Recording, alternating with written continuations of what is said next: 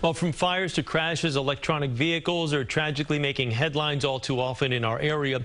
And a new proposal seeks to address that issue. Joining us to talk about what City Council is considering is Andrew Fine from the E-Vehicle Safety Alliance. Andrew, thanks for taking a couple of minutes. We appreciate it. So can you tell us about this registration initiative your group is spearheading?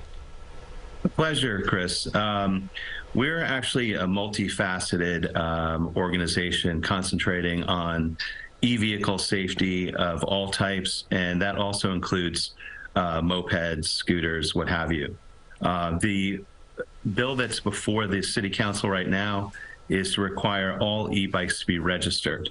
And we approve of that, and we think that it will create accountability and foster responsibility.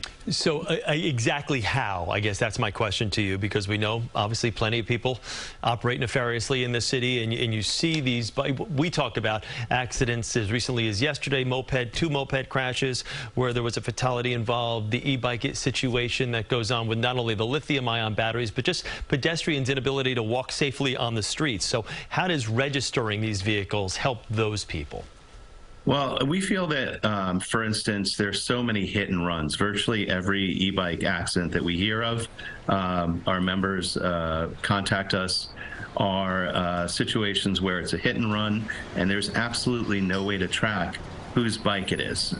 So a simple license plate on the back of every e-bike would go a long way in terms of identifying the culprit. And if the culprits know that they're going to be identified, then they're less likely to engage in the Wild West behavior that we're seeing right now. Now, would that also apply to scooters as well? We were just showing some pictures of not only the e-bikes, but also scooters. Would it all fall under the same umbrella? Not exactly, no. Scooters are something that we really have to handle on a state level, and we have contacted Assemblymember Alex Boris and State Senator Hoylman-Siegel. They're putting together a bill that will require mopeds, otherwise known as scooters, to be registered in the store so that every moped has to have a plate before it hits the street. Let me ask you this. I know this is a lot to kind of throw at you, but yeah, I guess one of the biggest issues we talk about are these lithium-ion batteries, the unregulated ones that don't have the UL sticker or any type of safety regulations, and then the fires and of course the death that some lead to. How does the city get a handle on that? It just seems as though this is a problem that's exploding. It's so problematic. We've seen 18 deaths so far this year. The FDNY is up in arms, and they're risking their personnel on a daily basis to contain this. We're seeing scores that are left homeless, 145 injured.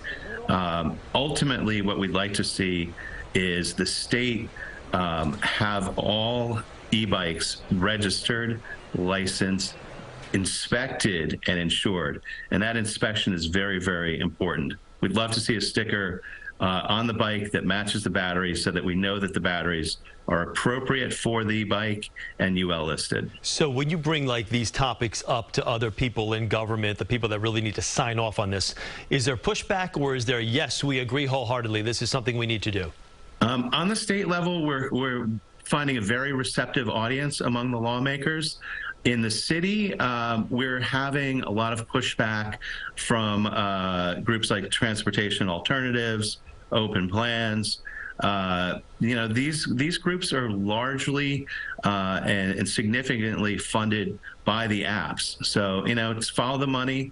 At the end of the day, you have to have a question of why do they not want accountability for e-bikes? Because your average everyday New Yorker is completely hassled by this, and it's getting worse every day. We all feel it, we all experience it, and we're all either victims or future victims of e-bikes. And people are lucky they've got someone like you that's fighting for them on this side. What would be your advice, quickly, before we let you go? If somebody out there is considering, going out and purchasing either an e-scooter or an e-bike, what would your advice to them be?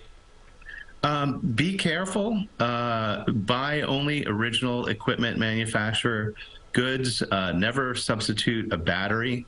Never get a juiced up battery. We see juiced up batteries where the reason why there are so many fires is that your average battery will only last 4 hours, and delivery guys obviously want to work more than 4 hours at a time. So yeah, just stick to the original equipment manufacturer, and you should be okay. All right, Andrew Fine, thanks for taking a couple of minutes for us. We do appreciate it. Good to talk with you.